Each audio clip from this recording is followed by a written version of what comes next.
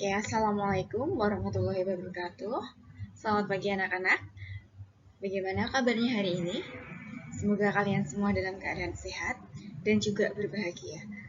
Nah, minggu lalu kita sudah masuk ke dalam materi stoikiometri yang pertama, yaitu belajar mengenai massa atom relatif dan juga massa molekul relatif. Nah, untuk itu, hari ini kita akan melanjutkan ke bagian berikutnya.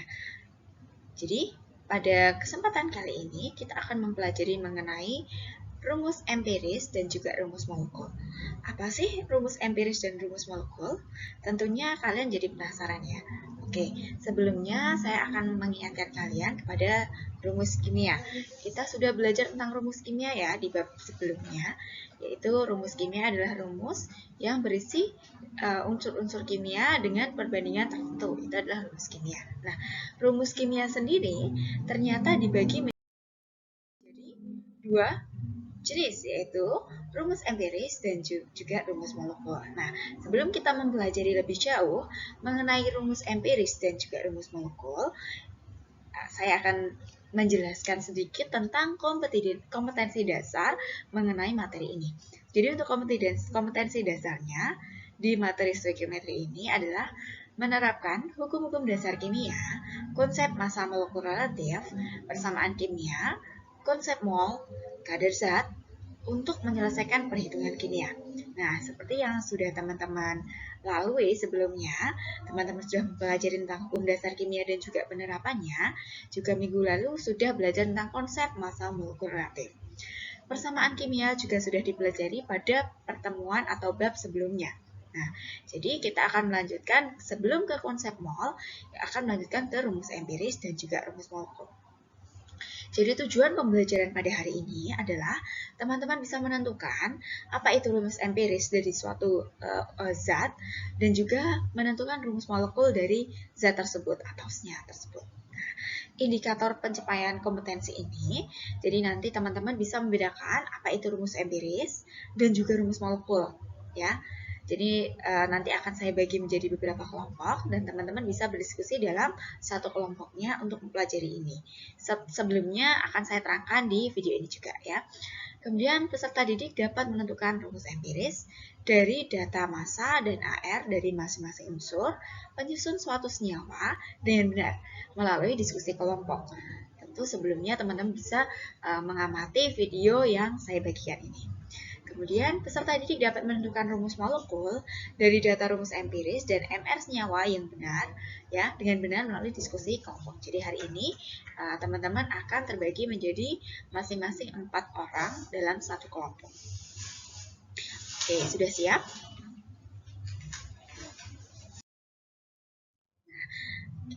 Jadi kita akan masuk ya. Jadi hanya ada beberapa hal yang akan kita pelajari hari ini, yaitu tentang rumus empiris, rumus molekul, dan juga nanti latihan bagaimana sih cara menentukan rumus empiris dan rumus molekul.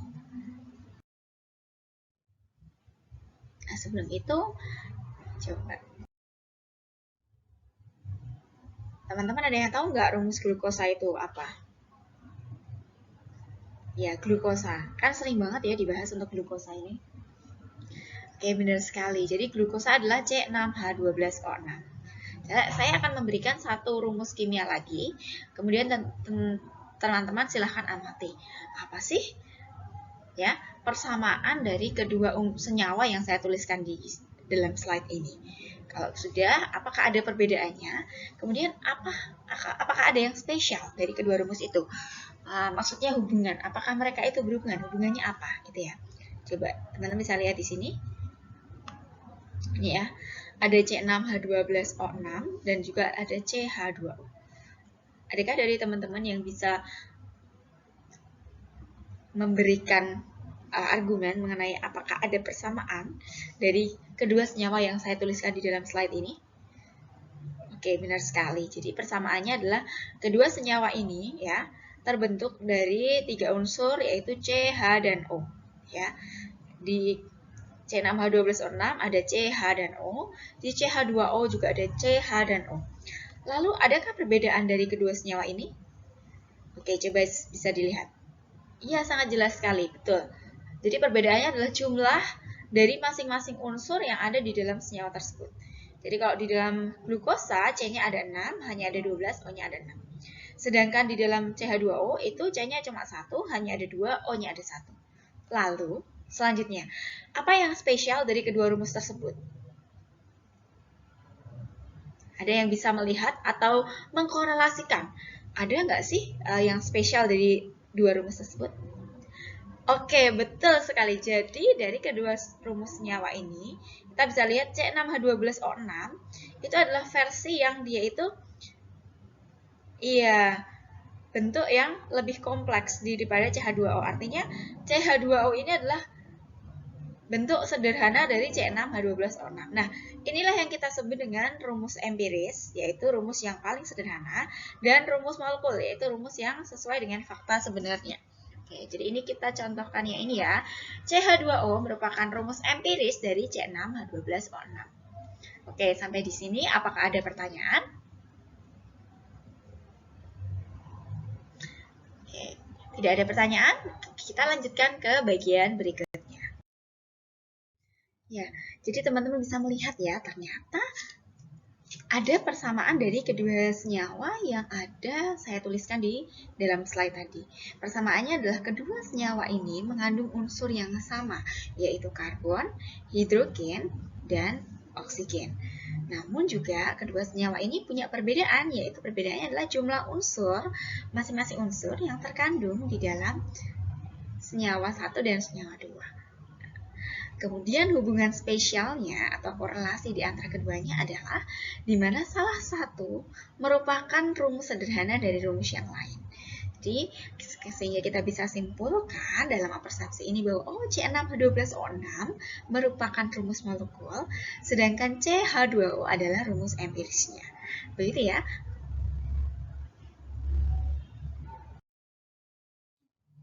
Nah, selanjutnya mengenai apa itu rumus molekul. Tadi sebelumnya di bagian persepsi sudah sedikit saya berikan contoh. Apa sih contoh dari rumus molekul ini? Jadi rumus molekul ini adalah rumus yang sesuai dengan fakta sebenarnya yang ada dalam suatu senyawa itu mengandung berapa unsur dan berapa unsur yang lainnya juga.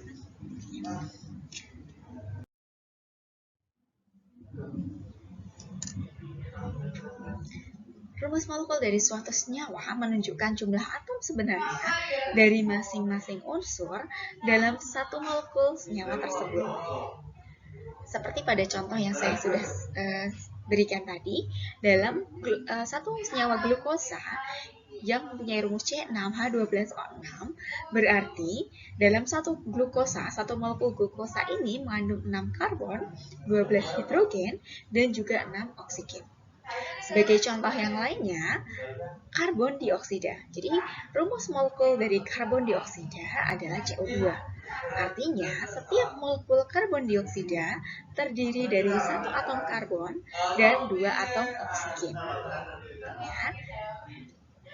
Contoh yang lainnya yaitu asam askorbat.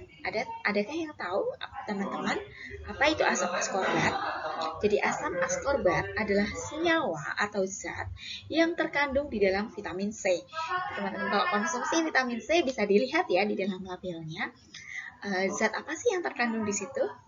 Nah, karena teman-teman ini kan sudah anak SMA dan teman-teman sudah belajar kimia di sekolah, maka silahkan ketika teman-teman mengkonsumsi suatu produk, ini bisa dalam produk makanan, obat-obatan, atau produk pembersih, teman-teman bisa melihat dulu di dalam kemasan biasanya. Di situ terdapat komposisi zat. Dengan teman-teman itu perhatian pada komposisi zat ini, sebenarnya teman-teman juga perhatian terhadap diri sendiri, karena jadi tahu zat apa saja yang sudah dikonsumsi oleh teman-teman selama ini. Oke. Contoh yang lainnya adalah asam askorbat atau vitamin C. Nah, dalam vitamin C ini ternyata rumusnya adalah C6H8O6, di mana setiap satu molekul asam askorbat terdiri dari 6 atom karbon, 8 atom hidrogen, dan 6 atom oksigen. Kemudian yang selanjutnya adalah mengenai rumus empiris. Apa itu rumus empiris? Jadi Jadi kalau tadi kita sudah belajar tentang rumus molekul, yaitu rumus yang sesuai dengan fakta sebenarnya jumlah atom yang terkandung dalam suatu senyawa. Sedangkan kalau rumus empiris ini adalah menunjukkan ya jumlah atom relatif dari masing-masing unsur dalam molekul senyawa dengan perbandingan ya atau rasio bilangan bulat paling sederhana. Jadi nanti di sini adalah menggunakan perbandingan yang paling sederhana. Jadi intinya adalah kita sederhanakan. Jadi sebagai contoh tadi kalau teman-teman punya asam askorbat, di slide sebelumnya sudah dijelaskan bahwa asam askorbat memiliki rumus C6H8O6. Nah, sehingga kita akan mempunyai rumus empiris dari asam askorbat ini adalah paling sederhana C6H8O6 kalau disederhanakan jadi berapa? Iya, benar, masing-masing dibagi 2. Jadinya C3H4O3. Di mana perbandingan jumlah atom karbon, hidrogen dan oksigen adalah 3, 4 dan 3. Oke, sampai sini ada yang mau ditanyakan? Contoh yang sudah menjadi persepsi tadi mengenai glukosa. Nah, glukosa C6H12O6, dia kalau misalnya disederhanakan jadi CH2O. Nah, berarti kita jadi tahu rumus empiris dari glukosa adalah CH2. Gitu ya teman-teman ya. Oke, untuk selanjutnya kita akan belajar mengenai bagaimana sih cara menentukan rumus empiris dan bagaimana juga menentukan rumus molekul. Jadi hubungan rumus molekul dan rumus empiris. Rumus empiris adalah rumus yang menyatakan perbandingan terkecil atom-atom dari unsur-unsur penyusun senyawa. Artinya paling sederhana ya perbandingannya. Sedangkan untuk rumus molekul adalah rumus yang menunjukkan jumlah atom unsur yang menyusun suatu senyawa. Jadi teman-teman bisa lihat di sini ya, kalau rumus molekul itu berarti dia lebih tidak sederhana. Artinya kalau misalnya rumus empiris itu sederhana, kalau rumus molekul itu sesuai fakta.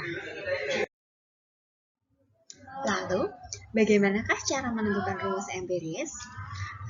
Ini adalah langkah-langkah yang mungkin akan sangat sederhana jika teman-teman mengikuti untuk menentukan rumus empiris. Ya. Yang pertama, kita cari dulu perbandingan massa unsur-unsur penyusun senyawa. Jadi nanti biasanya akan diketahui massa unsur-unsur yang ada dalam menyusun suatu senyawa. Nah, kita buat perbandingan massa unsurnya. Kemudian kita cari perbandingan molnya dengan cara membuat perbandingan massa unsur dengan massa atom relatifnya. Jadi perbandingan yang pertama perbandingan massa unsur, kita buat yang kedua perbandingan massa unsur per massa atom relatif, dan yang ketiga perbandingan paling sederhana sehingga mendapatkan rumus empiris dari senyawa tersebut. Nah, contohnya seperti ini. Oke. Dalam suatu senyawa karbon mengandung 40% atom karbon, 53,33% oksigen, dan sisanya adalah hidrogen. Tentukan rumus empiris dari senyawa tersebut. Oke, teman-teman bisa lihat di sini ilustrasinya sudah saya buatkan bahwa dalam senyawa karbon ini ternyata mengandung 3 unsur, teman-teman. 3 atom utama yaitu 40% karbon dan 53,33% dan sisanya adalah hidrogen. Nah, pertanyaan saya, apakah teman-teman bisa menentukan berapa persentase hidrogen di dalam senyawa karbon tersebut? Oke, jadi kalau teman-teman belum bisa, pertama kita akan cari tahu dulu. Senyawa karbon ini berarti totalnya ada berapa persen ya? Iya, betul sekali. Jadi total dari senyawa ini adalah 100%. Artinya ketika karbonnya adalah 40%, oksigennya 53,33%, maka sisanya adalah hidrogen. Sehingga hidrogen bisa kita hitung, ya. Jadi kita lihat menentukan persen massa hidrogen dengan cara 100% dikurangi dengan persentase karbon dan persentase oksigen. Jadi kita mendapatkan ternyata persentase hidrogen adalah 6,67%. Setelah itu, sesuai dengan cara yang pertama tadi, langkah yang pertama, kita akan menentukan perbandingan massa setiap unsur yang menyusun senyawa karbon tersebut. Jadi karena kita pakai persentase, kita akan mencari dulu. Memisalkan, jika kita punya 100 gram senyawa karbon, sehingga kita bisa menentukan berapa massa karbon, massa hidrogen, dan juga massa oksigen. Nah, karena kita misalkan massa total senyawanya adalah 100 gram, maka massa karbonnya adalah 40% dari 100 gram, yaitu 40 gram. Massa hidrogennya adalah 6,67% dari 100 gram, jadi 6,67 gram. Dan massa oksigennya adalah 53,33% dari 100 gram, yaitu 53,33 gram. Oke, sampai di sini teman-teman sudah jelas? Berikutnya kita ke langkah selanjutnya. Jadi langkah ketiga, menentukan perbandingan mol dengan cara membagi setiap massa unsur dengan AR yang bersesuaian. Jadi kita bandingkan ya, artinya mol karbon dibanding mol hidrogen dan mol oksigen adalah massa karbon dibagi AR karbon banding massa hidrogen dibagi AR hidrogen dan massa oksigen dibagi AR oksigen. Nah, AR ini kalian dapatkan dari mana? AR ini kalian dapatkan di tabel periodik unsur. Jadi teman-teman bisa mendapatkan data di soal biasanya juga dituliskan, atau teman-teman kalau nggak ada di soal bisa melihat tabel periodik unsur. Nah, ternyata dihasilkan 40/12 dibanding 6,67 per 1 dibanding 53,33 dibanding 16. Artinya, ya, mol karbon, perbandingan mol karbon, mol hidrogen dan mol oksigen adalah 1:2:1. Jadi kita dapat simpulkan bahwa ternyata rumus empirisnya adalah CH2O. Oke, sampai sini teman-teman bisa jelas ya bagaimana cara menentukan rumus empiris dari suatu senyawa. Nah, bagaimana? Mudah kan cara menentukan rumus empiris dari suatu senyawa? Oke, tentunya teman-teman masih punya kebingungan atau masih punya belum paham bagaimana cara menentukannya sih? Nah, nanti teman-teman akan praktek langsung, mencoba langsung bagaimana menentukannya agar tidak bingung. Jadi nanti silakan dikerjakan tugasnya ya. Kemudian selanjutnya adalah cara menentukan rumus molekul. Nah, jadi untuk menentukan rumus molekul ini berdasarkan dari rumus empiris yang sudah kita temukan ya. Jadi pertama menentukan rumus empiris dulu, kemudian kita lanjutkan dengan cara menentukan rumus molekul dengan mencari faktor pengali M. Jadi biasanya akan diketahui rumus molekul, untuk mencari rumus molekul diketahui MR atau massa molekul relatif dari senyawa tersebut. Nah, jadi rumusnya adalah faktor pengali N dikalikan MR rumus empiris, ya, MR rumus empiris sama dengan MR dari rumus molekul. Kok kayak gitu, Bu? Itu terus gimana? Nah, kalau misalnya belum ada contohnya itu kan masih bingung ya. Jadi selanjutnya kita akan berikan contoh untuk ini. Jadi misalnya masih soal yang sama tadi, hanya saya tambahi, tentukan rumus molekul senyawa tersebut jika MR-nya adalah 180. Jadi kita tadi sudah dapat ternyata rumus empiris dari senyawa karbon yang kita bahas tadi adalah CH2O.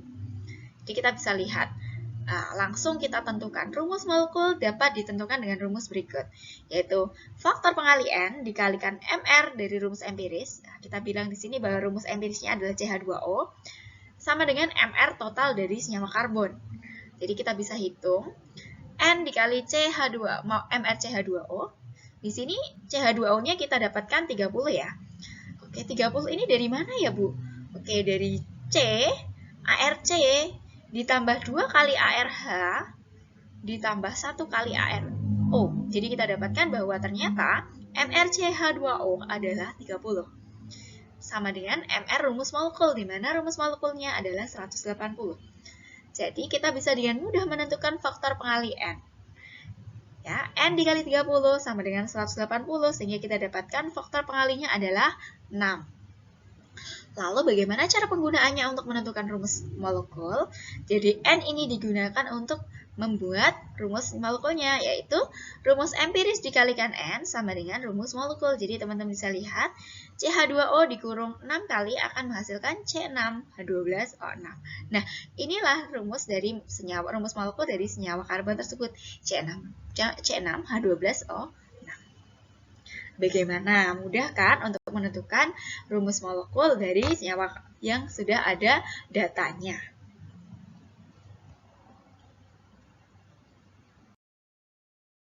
Oke, latihan berikutnya. Coba diskusikan dalam kelompok. Suatu senyawa, hidrokarbon, mengandung 24 gram karbon dan 8 gram hidrogen. Kemudian tentukan rumus molekul senyawa tersebut jika diketahui massa molekul relatifnya adalah 32. Oke, jadi untuk exercise nomor 1 ini hampir sama ya dengan contoh yang sudah kita bahas. Coba sekarang silakan diskusikan dengan kelompokmu. Berapa sih atau apa sih rumus molekul dan rumus empiris dari senyawa yang ada di exercise nomor 1 ini? Silakan.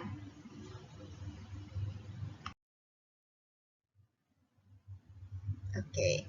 Jadi sebenarnya untuk mempermudah teman-teman bisa bikin tabel seperti ini ya. Jadi kalau misalnya nanti ada C, H, dan O ya udah tambahi satu kolom lagi untuk unsur atau atom oksigen. Nah, jadi pertama kita tentukan dulu perbandingan masanya. Jadi masanya tadi kebetulan yang ada di soal 24 gram karbon dan 8 gram hidrogen. Kemudian perbandingan massa dibagi AR-nya. Oke, untuk karbon tuh AR-nya 12, hidrogen AR-nya 1 ya. Sehingga kita dapatkan perbandingan massa per AR dari karbon adalah 24 dibagi 12, yaitu 2. Hidrogen 8 dibagi 1, yaitu 8. Sehingga kita dapatkan perbandingan sederhananya adalah, perbandingannya ya, bukan perbandingan sederhana, adalah 2 banding 8. Artinya, ini belum sederhana. Sehingga kita bisa sederhanakan lagi menjadi C banding H dalam senyawa tersebut adalah 1 banding 4. Ya, artinya CH4 sebagai rumus empirisnya.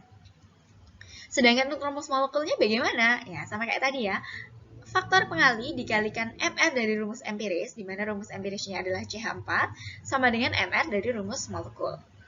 Ya, jadi N dikalikan MR CH4 sama dengan MR. N dikali C itu 12, H itu 1, sehingga kita dapatkan MR CH4 adalah 16, N dikali 16 sama dengan 32, sehingga N-nya sama dengan 2. Dengan demikian, rumus molekulnya adalah C2H8. Oke, udah sama belum dengan hasil diskusi dari teman-teman semuanya? Oke, alhamdulillah ya kalau udah sama. Kalau belum sama, coba dicek lagi bagian mana teman-teman yang masih kurang benar.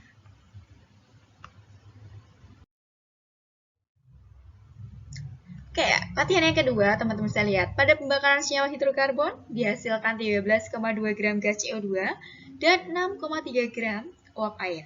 Uap air itu H2O ya, teman-teman. Jika diketahui ARH sama dengan 1, ARC 12, ARO 16, dan MR senyawa adalah 86, tentukan rumus empiris dan rumus molekul senyawa tersebut. Jadi untuk exercise nomor 2 ini agak sedikit berbeda dengan contoh soal yang sudah diberikan di nomor 1 dan sebelumnya tadi. Tapi saya yakin teman-teman juga bisa mengerjakan ini. Coba silahkan diskusikan dalam kelompokmu bagaimana cara menyelesaikan exercise nomor 2. Selamat mengerjakan.